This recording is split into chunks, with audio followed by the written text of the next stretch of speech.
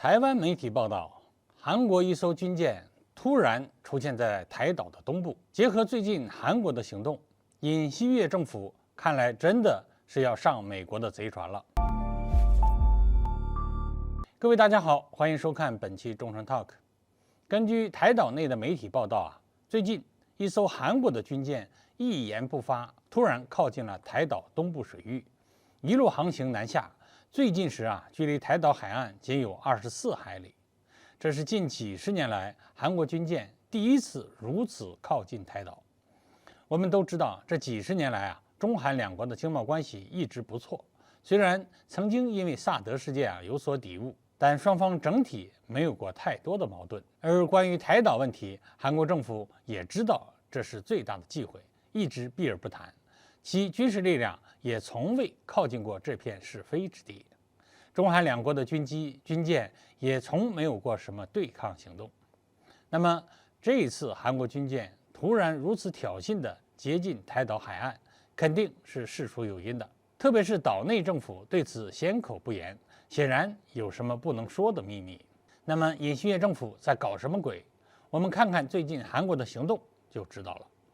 本月16号韩国空军的9架 T-50教练攻击机和1架 C-130运输机同时降落在了高雄机场。虽然韩国方面的说法是 T-50航程太短，需要利用民用机场加油，但你非要选在台岛，总归会引发不好的联想。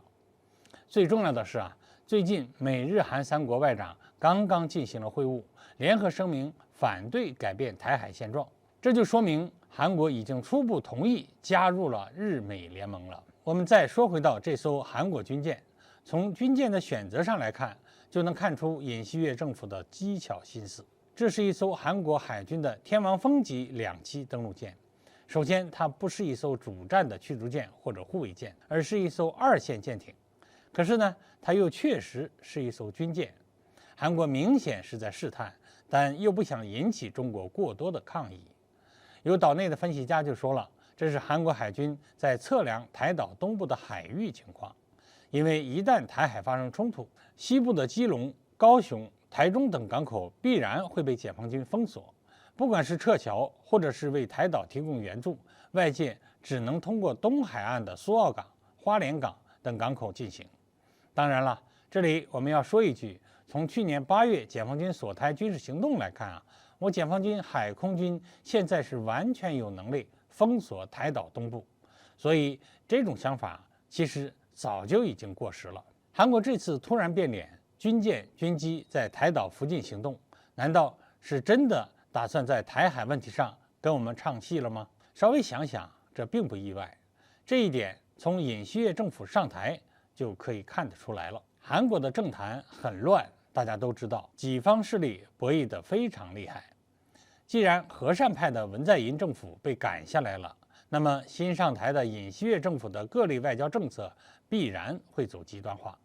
比如现在韩国对于朝鲜的各种军事活动，基本上都是以强烈的军演来回击。朝鲜试射导弹，韩国就大规模军演，并试射更多的导弹。在对朝政策上，尹锡悦政府呢都不知道什么叫退让，把文在寅辛辛苦苦打下来的和平根基是摧毁得一干二净。而在对华政策上，尹锡悦个人呢对当年文在寅终止部署萨德极为不满，他认为韩国在自己的领土上部署防御性武器没有任何问题，文在寅却对中国让步，简直是在出卖国家主权。所以现在尹锡悦打台湾牌，就是想出当年那口气。再这样下去，他早晚会把萨德再请回来，或者用其他方式部署更多的反导系统。如果让尹锡悦继续这样搞下去，那么中韩关系的未来就岌岌可危了。说到底，这还是美国在背后的布局。美国嫌一个日本不够，韩国这个发达国家军力可观，也要把它拉上他的贼船，加入对中国的围堵。这对于韩国的未来绝对不是一个好的选择。如果尹锡悦继续冒险活动，那必然会引发中国最强烈的回击。好，今天我们就聊到这里。韩国到底会走向何方？让我们拭目以待。我们下期再见。